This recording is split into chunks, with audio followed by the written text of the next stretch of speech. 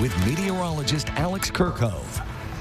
Well, welcome back. We're taking a live look there at our Blackburn Romy cam. We could just see the sun kind of trying to peek its way through, but overall a cloudy day. We did see some isolated showers kind of move through the area. Current temperatures right now are sinking down into those lower 50s. They will only kind of cap out as into those 40s as we head into the overnight winds. We're just getting a nice little light breeze actually out of the east there, and that will kind of continue throughout the evening. Highs for the day today, the temperatures we just saw were pretty much our highs as well for the day. We're kind of starting to cool off now, but looking at our sunset trackers, so next week at this time is actually going to be our last sunset in the 6 o'clock range, which we actually just hit 6 o'clock as our sunset time.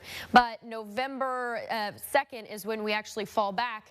And that means that those sunsets are going to be happening earlier and earlier, which is kind of a time that we all dread. Looking at temperatures regionally, though, we're sitting in this nice area of just those 50s. Overall, just fall-like temperatures and pretty normal for this time of year. But directing our attention more to the tropics, taking a look in the Atlantic Ocean, there is a big system. And the reason that this is such a big deal, it's set to make landfall in Jamaica as a Category 5 hurricane. The last time that happened, I just checked, was back in 1988. There was also another one that was a Category 5 hurricane back in 2005, but you can kind of see the trail that it makes here. It takes a sharp turn and actually heads directly for Jamaica there, and that's set to make landfall by Monday afternoon. Taking a look at our water tower forecast for tonight, we're going to cool off to 48 overall. We're going to start to see those overnight lows into the 40s. We won't return back to those overnight lows in the 30s until about this time next week, so we're kind of in the clear for that as far as frost advisories and freeze warnings go.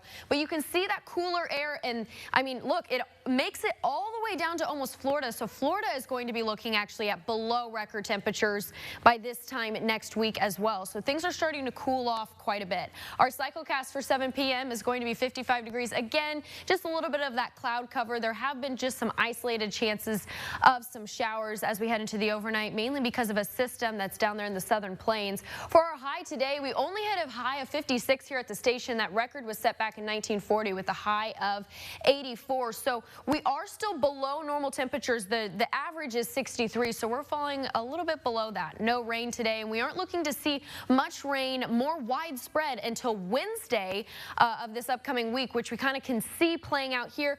Again, we just had that system to the south of us that kind of made a little bit of impacts this morning, if any of you guys received some rain.